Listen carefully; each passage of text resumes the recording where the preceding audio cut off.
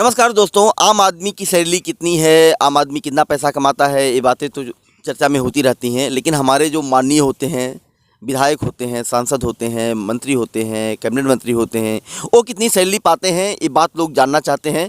तो हमारे साथ पूर्व कैबिनेट मंत्री दद्दू प्रसाद जी हैं। हमने दद्दू प्रसाद जी से निवेदन इसलिए किया कि चूँकि आप कैबिनेट मंत्री रहे हैं, इसलिए आपको लब्बो-लुबाब पता होगा कि कितनी सैलरी लोगों को मिलती है, और इस बारे में हम बातचीत करेंगे और आपके सामने जानकारी भी लेकर के आएंगे। दद्दू प्रसाद जी, एक सवाल यह है कि कैबिनेट मंत्री की सैलरी कितनी होती है, ये लोग जानना भी चाहते हैं।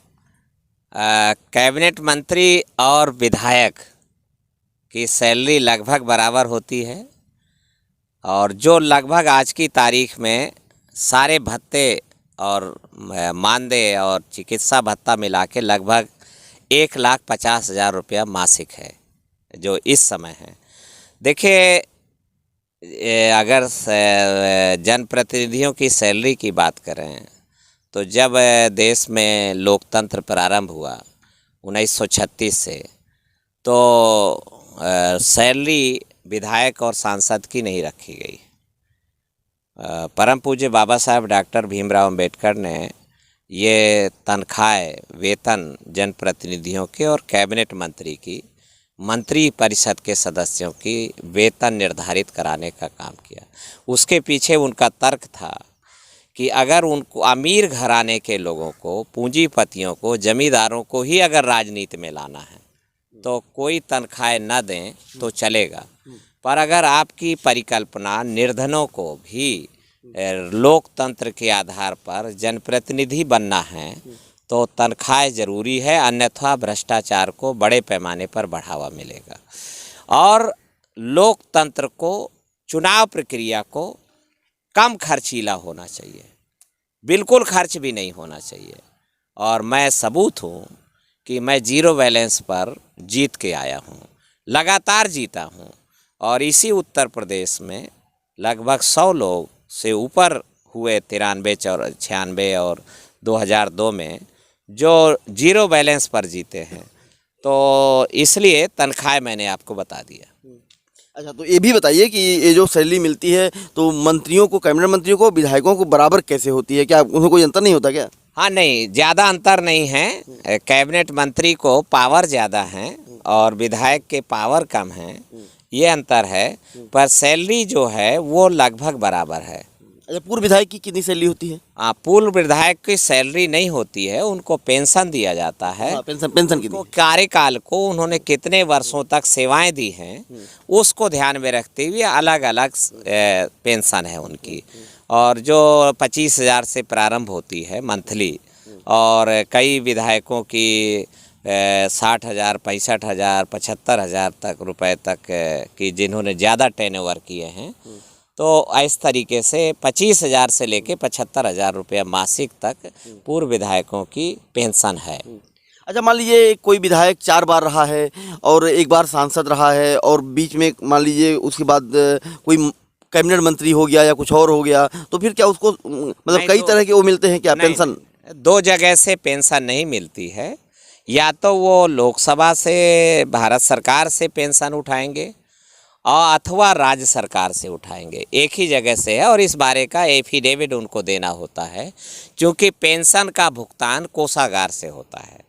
कोषागार से पैसा उनके खाते में जाता है, तो इसमें चीटिंग नहीं होती है, और इसलिए पेंशन एक ही मिलती है। अच्छा, एक बार एक प्रतिष्ठित अखबार दैनिक भास्कर ने खबर की थी, और कुछ दिन हो गए, तो उसमें कहा गया था कि हरियाणा के किसी नेता की सैलरी जो है, वो चूँकि वो मुख्यमंत्री भी रहे हैं, मंत्री भी रहे हैं और वो विधायक भी रहे हैं, तो कुल मिला के सैलरी राष्ट्रपति से ज़्यादा हो जाएगी। तो क्या ऐसा हो सकता है क्या? देखिए, जब तक राजनीति में इलीट क्लास के लोग, शोषक वर्ग के लोग आएंगे तो राजनेताओं की सैलरी नहीं देखी जाएगी, ना उनका मानदेय देखा जाएगा।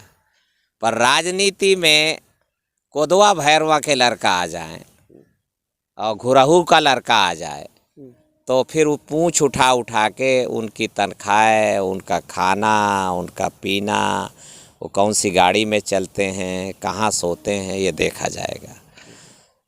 तो निरसे के लोगाई, गांव भरे के भौजाई, तो इसलिए जब तक इस देश में उच्च वर्ग के लोग ही विधायक सांसद होते रहे तो इस दिशा में गौर नहीं किया गया, मजाक भी नहीं उड़ाया गया। अब दैनिक भास्कर जैसे लोग, दैनिक भास्कर तो बेचारा कागज़ का टुकड़ा है, दैनिक भास्कर के पीछे दिमाग किसका है?